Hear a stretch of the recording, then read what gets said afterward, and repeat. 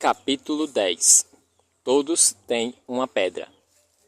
Certa noite, anos antes, ao voltar para casa, depois de minha experiência universitária frustrada em Montana, eu jantava com os meus pais em uma pizzaria chamada Cold Strain, na Unidology, Long Island. Long Island. Assim que mordo minha fatia de pizza, sabor qualquer coisa com muito queijo, minha mãe fala, do nada: John, você já teve relações sexuais com uma mulher? Engulo com dificuldade, tentando fazer descer o naco que acabei de morder. Aquele não era o tipo de pergunta que jovens de 19 ou 20 anos estavam acostumados a ouvir de suas mães em meados de 1960. Volto-me para o meu pai, procurando por algum sinal de apoio, mas ele está completamente inexpressivo. Foi pegue tão desprevenido quanto eu. E aí, teve ou não teve? Insistiu ela. Ela não era uma Holmes à toa. Sim, mãe. Sim. Vejo uma expressão de repulsa tomar conta do rosto da minha mãe. Bem, e foi com quem? Exige ela. Bem, já meio que perdi o apetite saudável com o qual eu cheguei no restaurante. Na verdade foram algumas. Não conto que uma delas era uma adolescente de um abrigo para mães solteiras em Bozeman. Mas parece que acabei de revelar onde escondi os corpos das mulheres depois de desmembrá-las e o esconderijo é o porão da casa deles. Quem vai aceitar você como marido agora? Pergunta ela lamentando. Olho novamente para o meu pai, que pela primeira vez na vida está completamente calado. Por favor, pai, uma ajudinha aqui. Não sei, Dolores. Essas coisas não são tão importantes hoje em dia. Essas coisas sempre foram importantes, Jack, retruca ela, depois de volta a me encarar. O que aconteceria, John, se sua futura noiva perguntasse se você já teve relações com outra mulher antes de conhecê-la? Paro no meio de uma mordida. Bem, mãe, eu lhe direi a verdade. Não faça isso, disse meu pai. Como assim, Jack? Minha mãe perguntou. Quero ver você se safar dessa agora, pai. O interrogatório terminou com um impasse desconfortável. Não sei se aprendi alguma coisa com esse encontro.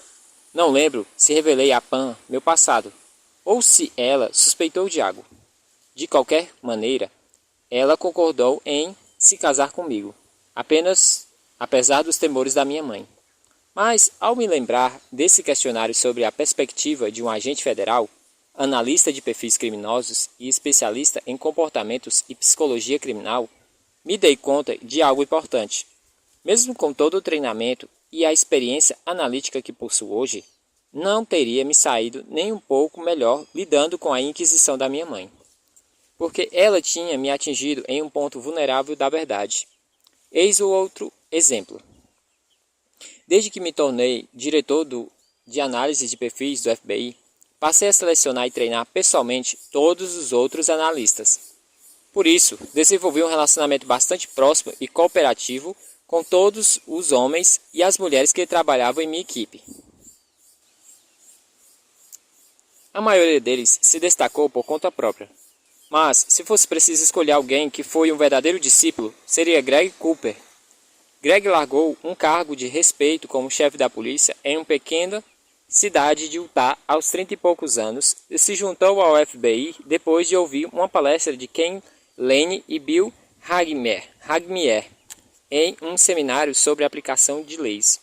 Ele se destacou no escritório regional em Seattle, mas sempre sonhou em se transferir para Quantico a fim de trabalhar com ciência comportamental. Solicitou e estudou todas as minhas análises de perfis de assassino do Rio Green. E quando viajei a Seattle para participar de um programa que contava com a interação do público, chamado Manhunt Live, Greg se voluntariou para ser o meu chofer e guia.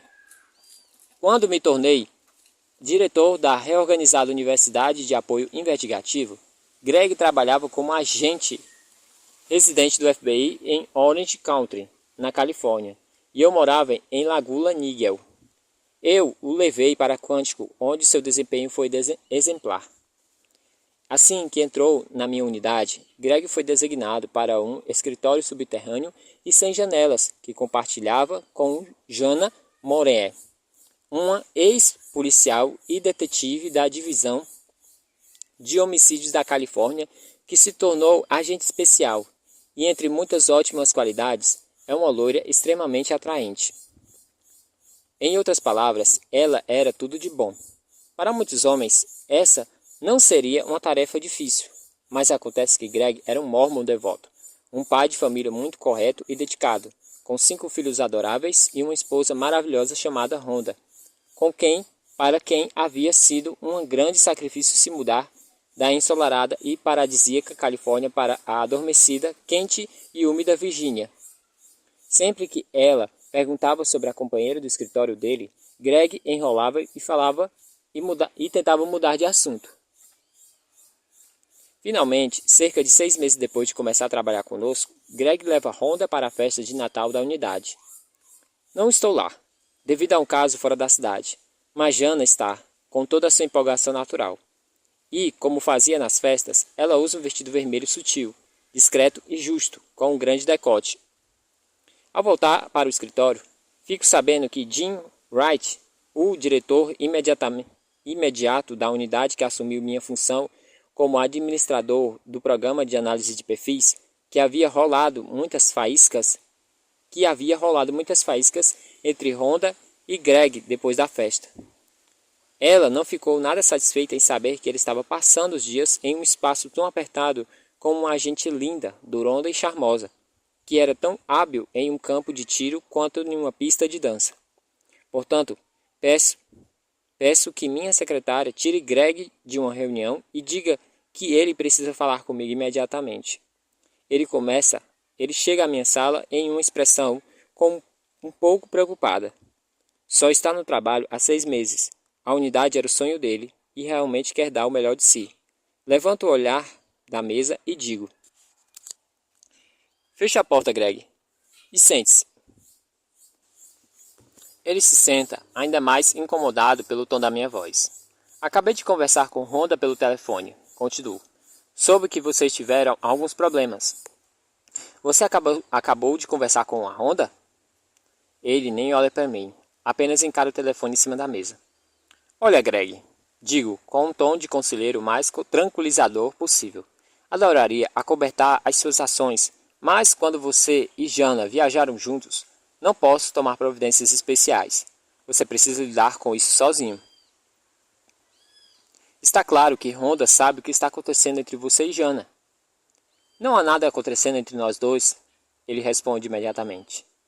Sei que esse trabalho é muito estressante, mas você tem uma esposa linda e incrível, filhos bacanas. Não jogue isso fora. Não é o que você está pensando, John. Não é o que ela está pensando. Você acredita em mim?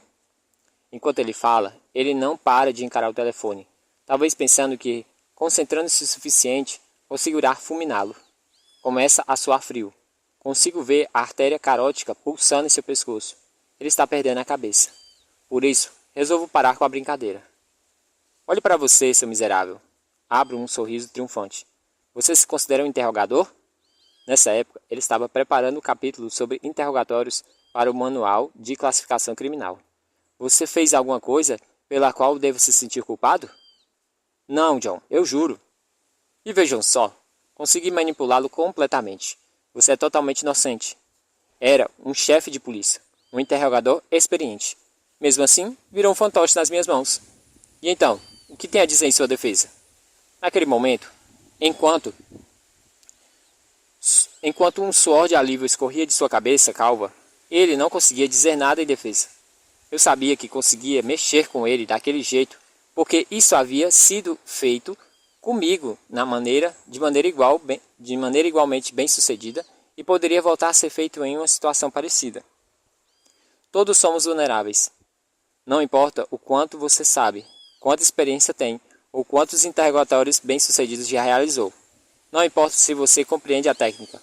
Todos nós podemos ser atingidos, desde que alguém consiga descobrir onde e como somos vulneráveis.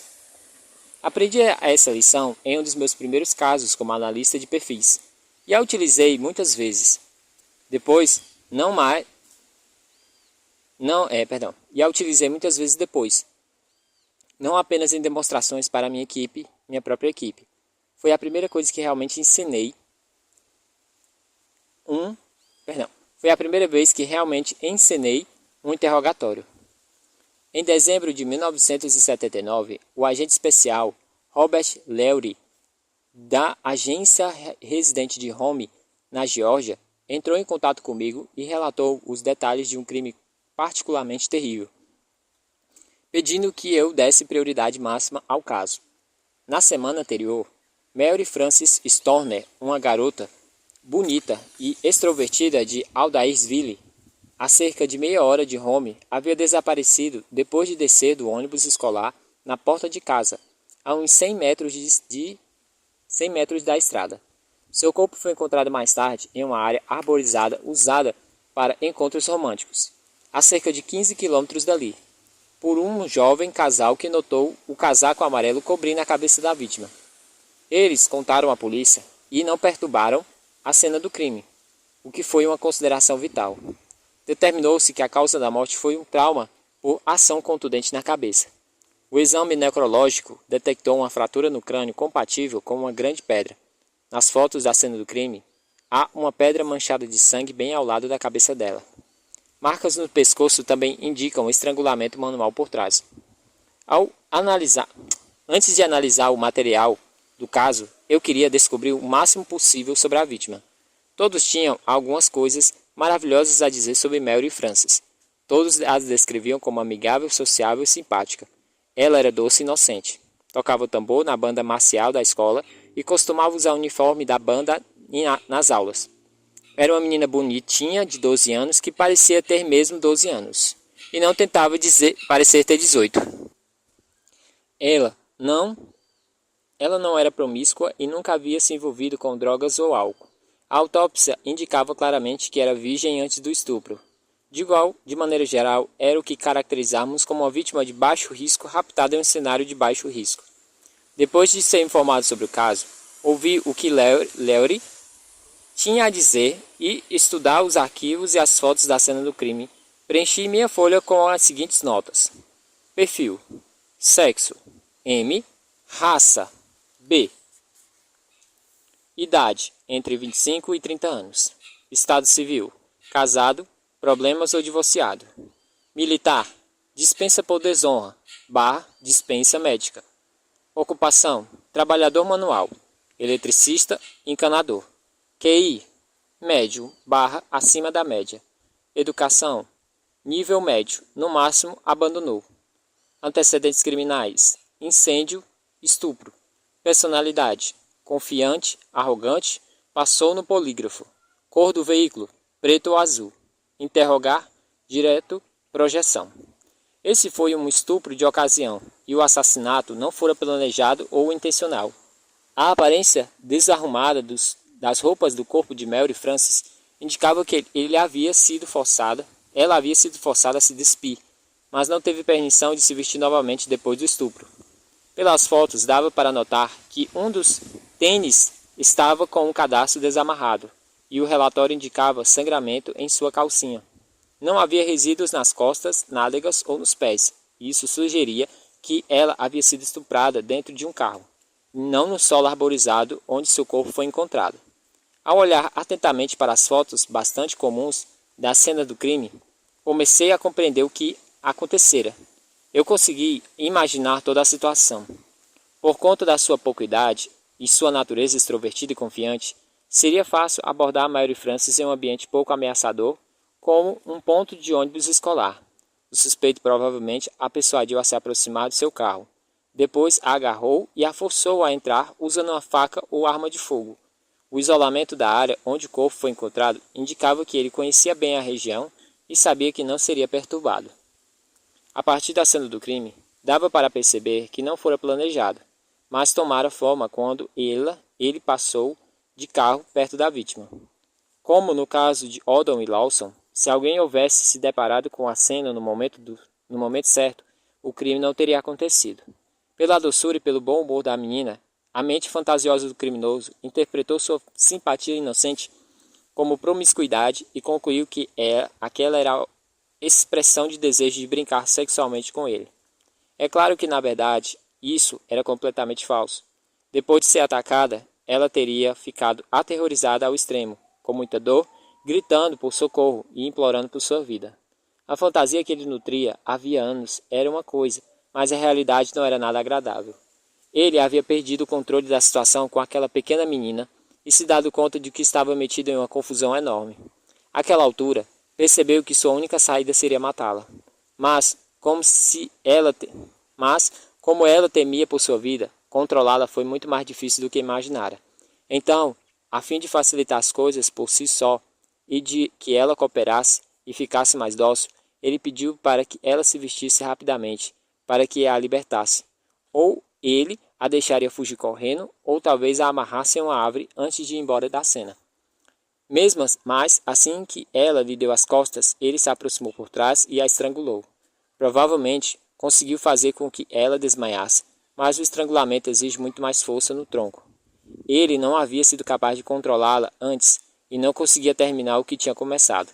Por isso, arrastou-a para debaixo de uma árvore, agarrou a pedra mais próxima e golpeou a cabeça dela 3 ou 4 vezes, matando-a por fim.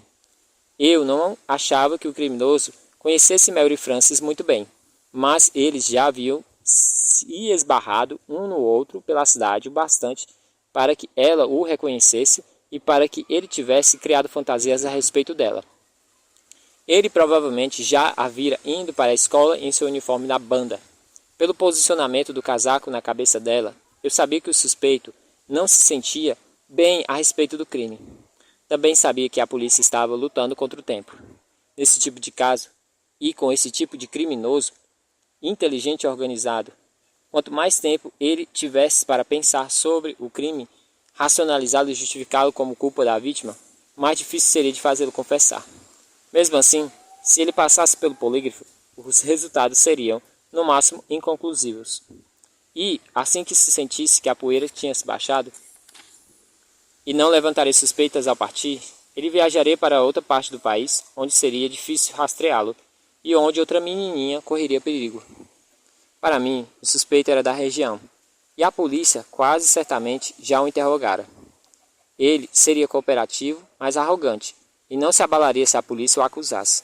Eu disse para a polícia que um crime como aquele grau de sofisticação não seria o primeiro, embora existisse uma grande chance de aquele ser seu primeiro assassinato. Seu carro preto ou azul seria bem velho, porque ele não teria dinheiro para comprar um mais novo, mas seria funcional e bem cuidado. Tudo nele estaria em ordem. Pela minha experiência, eu sabia que pessoas ordenadas e compulsivas como ele costumavam preferir carros escuros.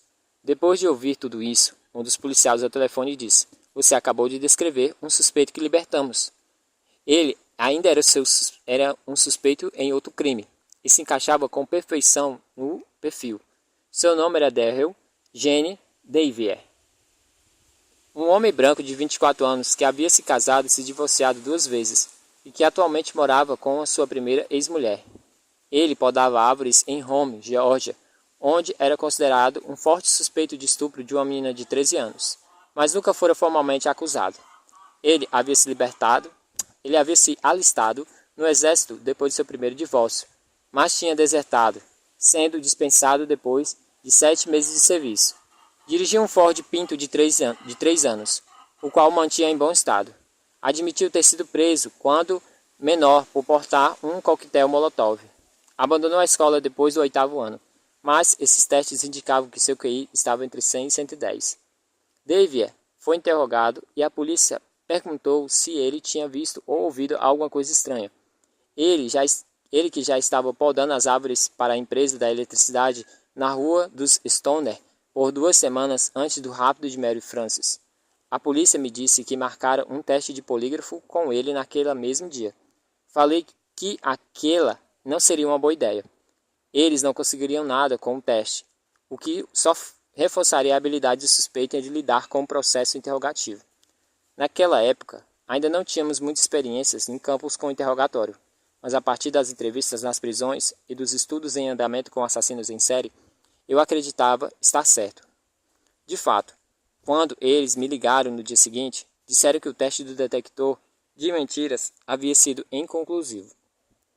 Avisei a polícia que, apesar de eles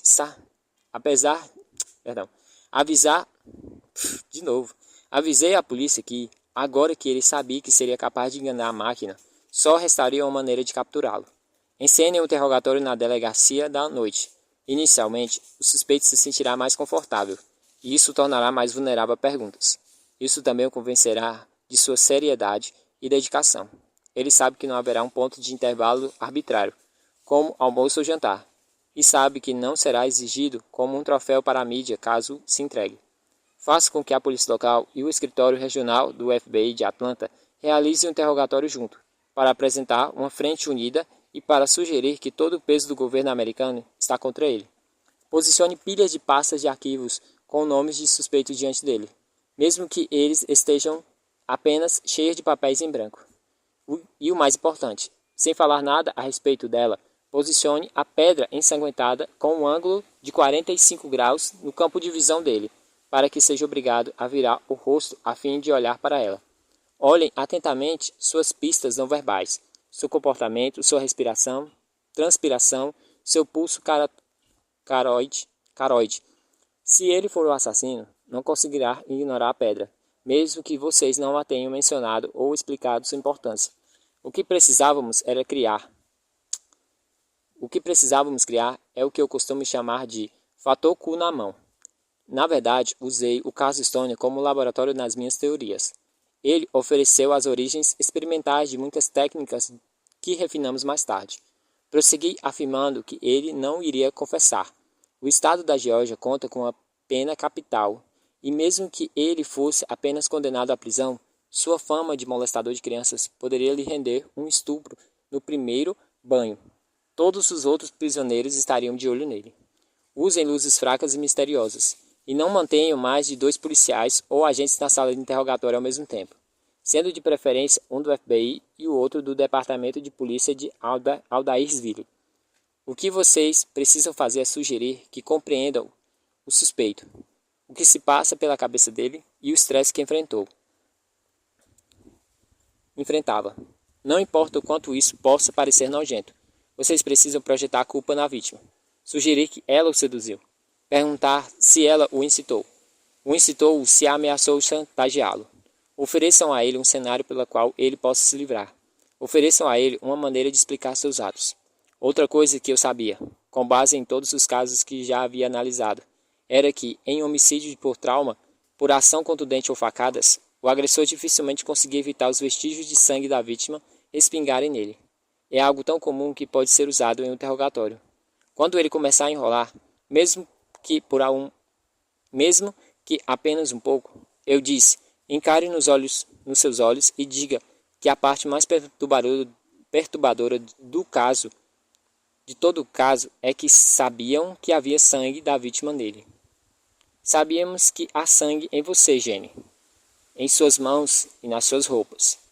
A questão não é, será que você cometeu o assassinato? Nós já sabemos quem cometeu. A questão é, por quê? Acreditamos saber o motivo e entendemos. A única coisa que é preciso fazer é confirmar se estamos certos. E foi exatamente isso que aconteceu. Eles trazem Davie para o interrogatório. Eles olham na mesma hora para a pedra e começam a transpirar. Ele olha na mesma hora para a pedra e começa a transpirar muito e fica com a respiração pesada. Sua linguagem corporal agora é completamente diferente do que exibia nas entrevistas anteriores. Hesitante e defensiva. Os interrogadores projetam culpa e responsabilidade sobre a garota, e quando ele começa a dar indícios de estar embarcando na história, eles falam do sangue. Isso realmente o incomoda. Em geral, dá para saber que capturamos a pessoa certa quando ela cala a boca e começa a escutar atentamente o que falamos. Um inocente gritará sem parar. E mesmo que um culpado grite sem parar para tentar convencer que é inocente, dá para notar a diferença. Ele admite o estupro e concorda com o interrogador sobre ela o ter ameaçado. Bob Lawry diz que eles sabem que ele não planejou matá-la. Se tivesse planejado, teria usado algo mais eficiente do que uma pedra. No fim da entrevista, ele confessa ter cometido o assassinato e o estupro em Home no ano anterior. The Origene Davier foi julgado pelos crimes contra Mary Frances Stone e condenado, recebendo pena de morte. Ele foi executado na cadeira elétrica na Geórgia no dia 18 de maio de 1995, quase 16 anos após o assassinato e sua captura. Isto é, quase 4 anos a mais do que o tempo de Mary Frances viveu. Descobri que o segredo desse tipo de interrogatório é ser criativo, usar a imaginação. Precisei me perguntar, o que mexeria comigo se o culpado fosse eu? Todos somos vulneráveis. Será algo diferente para cada um de nós. No meu caso, pela minha contabilidade desleixada, meu saque poderia me convocar ao escritório, me mostrar um dos meus vouchers de dispensa em cima da mesa e me fazer transpirar. Mas sempre existe algumas coisas. Todos têm uma pedra. As lições que aprendemos com o caso de Vier podem ser aplicadas muito além do mundo doentio dos crimes sexuais. Seja um caso de fraude, corrupção pública, na investigação de uma quadrilha, esquemas de receptação ou na infiltração de um sindicato corrupto, não importa. Os princípios serão os mesmos.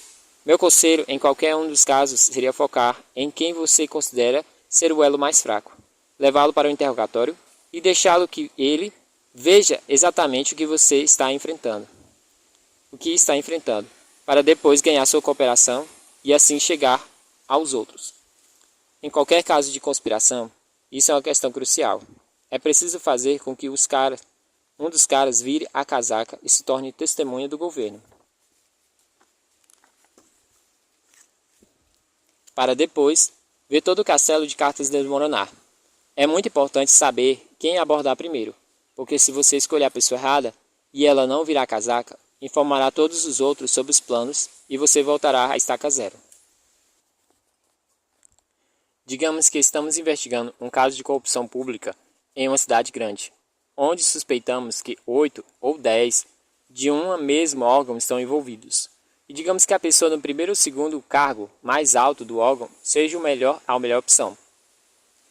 Mas ao pesquisarmos o cara, descobrimos que ele anda na linha em sua vida pessoal, apesar da corrupção. Isso não é um pinguço, nem um mulherengo. Ele não é um pinguço, nem um mulherengo. Na realidade, é um cara forte de família, sem doenças, problemas financeiros ou vulnerabilidades aparentes. Ao ser abordado pelo FBI, ele provavelmente negará tudo, mandando-os ao inferno, e depois alertará todos os outros. Como no crime organizado, a maneira de se chegar a alguém assim é através do peixe pequeno. Ao analisar todos os registros, talvez um candidato se destaque dos outros para os nossos princípios. Ele não pertencerá aos altos escalões. Será um escrivão que organiza toda a papelada. Trabalhará na mesma função há 20 anos. Então tudo que possuirá depende dela. Ele terá problemas financeiros e de saúde, e os dois apresentarão vulnerabilidade. Em seguida, há a escolha de quem será escalado para liderar o interrogatório.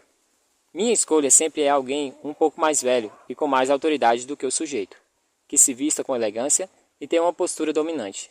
Alguém que consiga ser simpático e devolto e fazer com que o suspeito relaxe, mas que se torne completamente sério e focado quando as circunstâncias sempre exigir. Se houver um feriado nas semanas seguintes, ou talvez o aniversário ou aniversário de casamento do suspeito, sugiro que adie o interrogatório e tire vantagem disso. Se você o convocar para o interrogatório e ele se der conta de que, caso não coopere, talvez seja o último feriado que passará com a família, isso pode dar uma vantagem a mais. A encenação pode ser feita tão eficaz com o criminoso não violento quanto foi no caso do homicídio de Stone. Em qualquer investigação, grande ou em andamento, sugiro concentrar todos os materiais em um único lugar, independentemente de isso ter sido feito ou não no caso.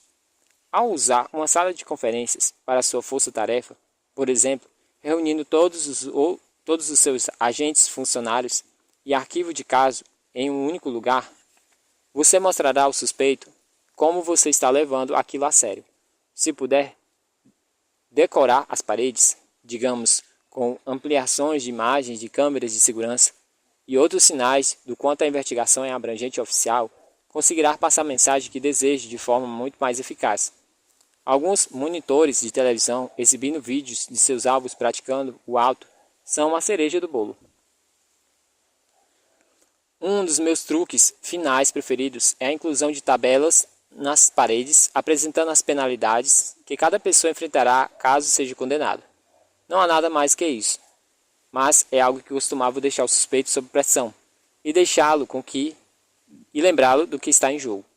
Meu objetivo é manter o fator cu na mão o mais alto possível. Sempre considerei que os melhores horários para conduzir o interrogatório são bem tarde da noite ou de manhã bem cedo. As pessoas costumam estar bem relaxadas e mais vulneráveis ao mesmo tempo. Além disso, se sua equipe está virando à noite trabalhando, para a mensagem imediata, passa a mensagem imediata de que aquele é um caso importante e que vocês estão muito dedicados.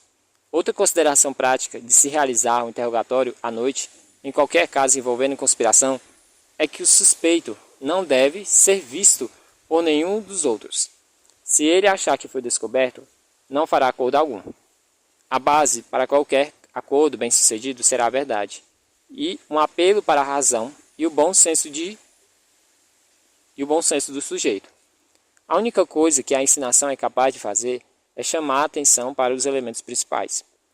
Se eu tivesse conduzido o interrogatório do nosso indivíduo hipotético em um caso de corrupção pública, talvez ligasse para a casa dele tarde da noite, dizendo algo como: Senhor, é muito importante conversarmos hoje.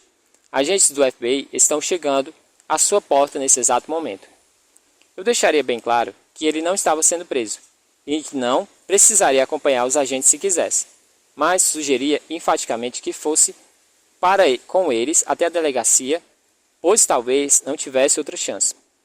Ele não precisaria ser informado dos seus direitos naquele momento, porque não estaria sendo acusado de nada. Depois que ele chegasse ao escritório, eu deixaria que se acalmasse um pouco.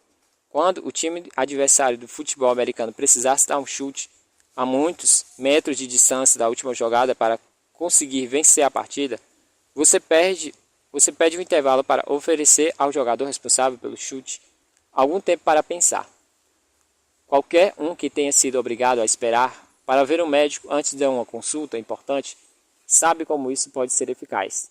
Depois que o sujeito estivesse sido trazido para o meu escritório, eu fecharia a porta, tentaria parecer caloroso e amigável, muito compreensivo, tratando-o de homem para homem. Eu me dirigiria a ele pelo nome. Quero que entenda muito bem que não está sendo preso. Eu reiteraria. Você tem liberdade de ir embora a hora que quiser, e meus homens o levarão de carro para casa. Mas acho que deveria ouvir o que tenho a dizer. Esse pode ser o dia mais importante da sua vida. Talvez eu pedisse que ele repetisse a data comigo, para me certificar de que estamos na mesma frequência. Também quero que saiba que estamos cientes do seu histórico de saúde e que temos uma enfermeira de plantão. Isso seria verdade. Um dos motivos para selecionarmos esse cara seria essa vulnerabilidade particular. E então começaríamos a falar sério. Eu deixaria claro que o FBI sabia que ele era um peixe pequeno e que havia ganhado pouco pelo que fizera, e que não era ele quem mais queríamos capturar. Como pode ver, nesse momento estamos entrevistando muitas pessoas envolvidas no caso. O navio está afundando. Pode ter certeza disso. Você pode naufragar junto ou pode emergir pela terceira vez antes de se afogar e se agarrar a um boia salva-vidas. Sabemos que você foi usado e manipulado e que as pessoas muito poderosas tiraram proveito de que você é. Temos um procurador de plantão que pode lhe oferecer um acordo se quiser. Lembre-se de que esse é o único momento em que podemos lhe oferecer isso. Salientaria com um comentário final. Há 20 agentes meus trabalhando no caso. Podemos prender todos, se for preciso. Não acha que alguém nos ajudará se você não fizer? E então você afundará com o barco. Se você quiser naufragar junto dos chefões, a escolha é sua. Mas essa será a nossa última oportunidade de conversa juntos. Você vai cooperar? Caso ele coopere, e realmente de interesse dele cooperar, leremos os seus direitos e deixaremos que ele entre em contato conosco com o advogado. Mas, como gesto de confiança, eu provavelmente pediria que ele ligasse para um dos outros envolvidos, marcando o encontro. Não seria dos nossos interesses que ele começasse a reconsiderar e desistisse de cooperar. Uma vez que você consiga comprometimento da primeira pessoa, as outras peças começam a se encaixar. Isso funciona tão bem, mesmo quando toda a nossa abordagem já é conhecida com antecedência, porque é uma estratégia mutuamente benéfica, tanto para o investigador quanto para o suspeito que ele selecionou. Ela é a base, na verdade, e é adaptada à vida, à situação e às necessidades emocionais do sujeito. Mesmo sabendo que aquilo havia sido encenado para causar o máximo de impacto possível, eu aceitaria que fosse esse cara e me ofereceria esse acordo, porque ele realmente representaria a minha melhor chance. A estratégia por trás desse tipo de interrogatório é a mesma que desenvolvi para o caso Stone. Não paro de pensar, o que mexeria comigo? Todos têm uma pedra. Gary Tempnell, o ladrão e sequestrador de aviões que entrevistei na prisão federal de Marion, Illinois, é um dos mais inteligentes e esclarecidos criminosos que já estudei. Ele é aquele que confiava tanto nas próprias habilidades que me garantiu conseguir convencer qualquer psiquiatra prisional de que tinha o distúrbio psiquiátrico que eu escolhesse. Ele também tinha a certeza de que, se tivesse solto, seria capaz de escapar da lei. Vocês simplesmente não conseguem me capturar, disse ele. Certo, Gary, falei hipoteticamente. Você está solto, e é esperto o bastante para não entrar em contato com familiares para evitar os agentes federais. Mas sei que seu pai era um militar de alta patente e condecorado. Você realmente o amava e respeitava. Queria ser como ele, e sua série de crimes começou quando ele morreu. Pela expressão dele, dava para ver que eu estava no caminho certo. Eu havia mexido com ele. Seu pai está enterrado no cemitério nacional de Arlington. Então, digamos que eu posicione agentes observando o túmulo dele no Natal, no aniversário da morte dele. Tempnell não conseguiu conter um sorriso sarcástico. Você me pegou, anunciou ele. Mais uma vez, só tive essa ideia porque tentei me colocar no lugar dele. Tentei descobrir o que mexeria comigo. E pela minha experiência, sei que há uma maneira de mexer com qualquer um desde que se descubra qual é. No meu caso, pode ser algo parecido com o que usei com Tempnell, ou seja, uma data específica poderia representar um desencadeador emocional. Minha irmã Alene teve uma linda filha loira chamada Kim. Ela nasceu no mesmo dia do meu aniversário, dia 18 de junho, e sempre me senti uma conexão especial com a menina. Aos 16 anos, Kim morreu enquanto dormia. Nunca descobrimos a causa exata. Para aumentar a dor e a alegria de sua memória, minha filha mais velha, Erica, que hoje está na faculdade, é muito parecida com Kim. Tenho certeza de que Arlene não consegue olhar para Erica sem pensar em Kim, imaginando que a filha teria ficado como a filha teria ficado na vida adulta. Minha mãe sente a mesma coisa. Se eu fosse me interrogar, por exemplo, marcaria a abordagem para algo antes do meu aniversário. Estou em um alta emocional, ansioso pela comemoração com a minha família. Mas também estou pensando na minha sobrinha Kim, no aniversário que compartilhamos, quando ela se parecia com Erica e estávamos vulneráveis. Se por acaso eu visse fotos de duas garotas na parede, provavelmente ficaria ainda mais abalada. Não importa o que eu saiba, qual a estratégia geral da minha própria abordagem. Não importa que tenha sido eu quem a inventou. Se o estressor desencadeante for uma preocupação legítima e válida, é provável que funcione. Essa poderia ser o meu. O seu poderia ser outra coisa, o que teríamos que tentar descobrir previamente. Mas com certeza haveria algo, porque todos têm uma pedra.